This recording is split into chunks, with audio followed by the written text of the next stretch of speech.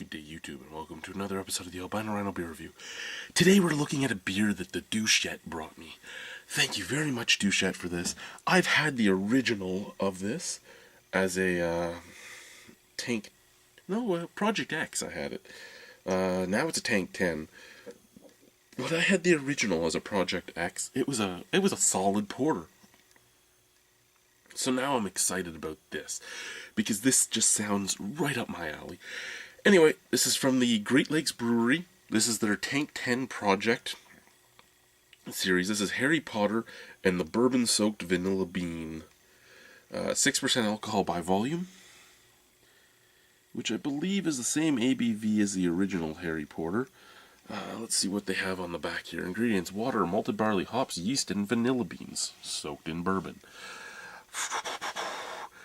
It's been said that a great sorcerer with a single magical vanilla bean can infuse the intense depth of flavor and aroma that is found in this ale. I hope there wasn't just a single bourbon-soaked vanilla bean.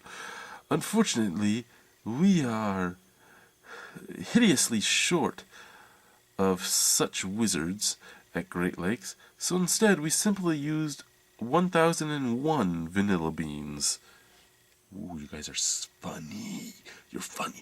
1001 vanilla beans. That's a lot of vanilla beans. But when you think about the amount of beer that was put out, 1001 vanilla beans isn't all that many vanilla beans. When you figure that there was hundreds upon hundreds of these 650s put out, doesn't sound all that much. Anyway, Tank 10 series. Tank 10 series is payback to our hard-working brewers. We've reserved fermenting tank number 10 for them, and have given them the green light to brew whatever the heck they want. One of the truest tests of integrity is its blunt refusal to be compromised. Whatever. You know what? Let's try this. I've heard conflicting views on it. I know what I'm expecting. Probably not what I'm going to get. Really, no smoke. I'm sort of surprised about that. John Molson glass. Give it a little bit of agitation on the pour.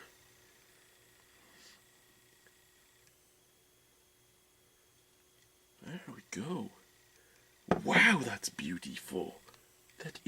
If you haven't noticed, I like the dark beers. I really do. One, because they just have a great color contrast. I mean, there is your mocha latte-ish head. There is your deep, deep black beer. You know what? I take that back. It's just a deep, deep brown. You can see little bits of color around it. It's just a super deep brown. Beautiful head, though. But look at that color contrast. I mean, I hold it back here. Head, beer, head, beer. It is visually appealing, and I know, oh, who cares if it's visually appealing? I fucking care if it's visually appealing. I don't have much vision, but I care. My vision is appealed by this beer.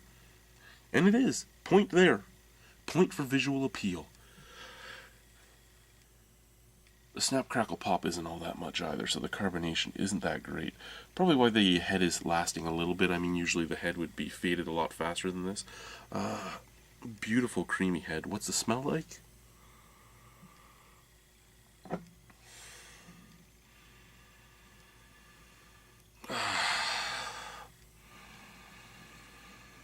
Okay, so 1001 bourbon-soaked vanilla beans in this. Now, I don't know how much bourbon characteristic is going to get picked up by soaking a vanilla bean in bourbon. I mean, wood chips soaked in bourbon soak up some bourbon characteristics to transfer it over, but not as much as a bourbon barrel. That being said, when you're using wood chips and barrels, you're usually sitting for months. I don't think this conditioned for months with 1001 vanilla beans in it. It may have, I don't know. I'm assuming. I know assuming makes an ass of you and me. I don't fucking care. Because of the turnaround on Tank 10, I assume it hasn't sat there for months. Smells beautiful though. A nice chocolate, roasty chocolate, and a nice subtle vanilla hint. No bourbon. Vanilla hint, chocolate roast. Vanilla hint, chocolate roast. Smells beautiful though. I mean, it does. It does smell beautiful. And that wizard looks menacing. His hands there in the pot and everything. Like, he's holding a spoon kind of funny too though. Like, he's holding a... He's like... I don't know. Anyway, let's drink the beer. Cheers, boys and squirrels.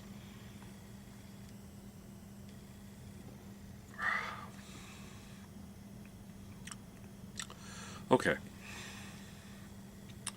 Now, the conflicting views I keep hearing is some people really like it, and some people say it has a very good base beer, but the bourbon and the vanilla don't really come out. This is fairly fresh. I mean, what is it, 3-4 weeks old at the most?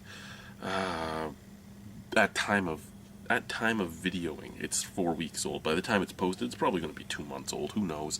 But I can see what they're talking about. Medium mouthfeel, very low carbonation.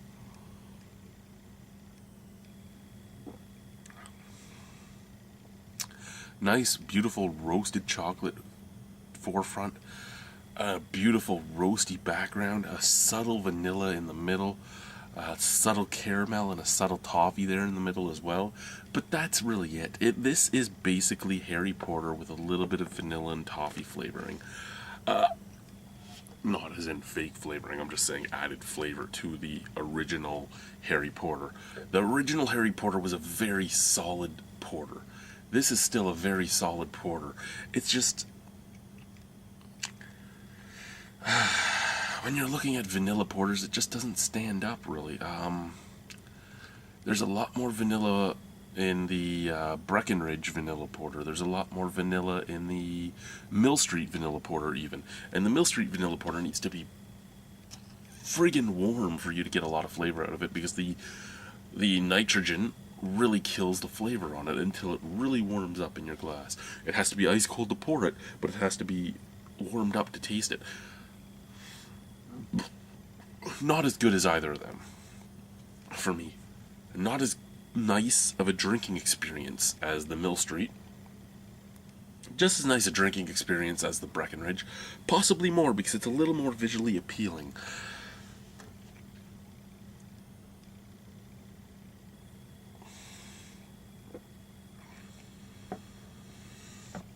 The vanilla just isn't... it isn't there enough, and the bourbon soaking doesn't seem to have done much at all. Even Innocent Gun's red bourbon stout had a lot more bourbon characteristics than this, and they were just that was a bourbon finish stout, so they were taking a piece of wood from a bourbon barrel and cycling the beer continuously over these pieces of wood from the bourbon barrel. So they weren't actually barrel aging them, they were finishing them with that flavor, and it just had more flavor than this does. Still a very good beer. Again, beautiful chocolatey roasty notes, beautiful roasty background, beautiful middle with that nice vanilla and nice toffee flavoring. Just not as good as it could have been. I think that's where I'm let down. It's just not as good as it could have been. Take the vanilla beans, crush them up, throw them in. Do 2,000 vanilla beans. Make this really reek of vanilla. Take some bourbon chips. Throw the chipped bourbon wood into the beer. Let it sit on that for a month or two. It just could have been so much better than it is. Not taking anything away from it, though. It is a solid beer. It's a solid drinking beer. I'm just let down. Harry Porter and the bourbon-soaked vanilla beans just sounded so cool. And what you got was this, which is good. It is good. It's just not so cool. It's not, oh my god, this is awesome. It's not, fedora neckbeards or anything cool.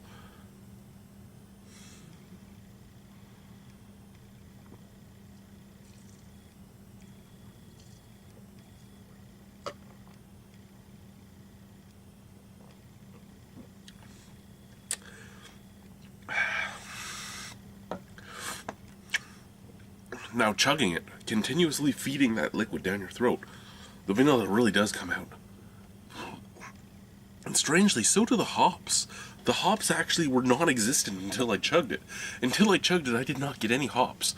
And when I chugged it, I got a little bit of citrus, a little bit of pininess, and a little bit of grassiness all at once. It was weird. It was weird to get that from chugging a beer. The vanilla and the hops are all I really tasted while I was chugging it. Anyway, look at that too. Still nice visual appeal. Anyway, out of 10 on this beer. You know what?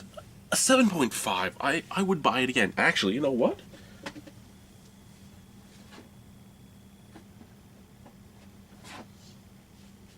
I did buy it again before I even tried it, because the price wasn't bad for the beer, and when I actually was able to find it in my area, I bought it again. I don't know if I'll drink it or if I'll save it for when the other beer tubers are here at my house for the beer festival, but I bought it again, and I might even buy another bottle if they're still there.